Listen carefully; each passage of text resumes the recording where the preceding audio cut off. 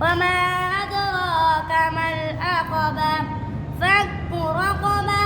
أو إطعام في يوم ذي مسغبة يتيما ذا مقربة أو مسكينا ذا متربة ثم كان من الذين آمنوا وتواصوا بالصبر وتواصوا بالمرحمة أولئك أصحاب الميمنة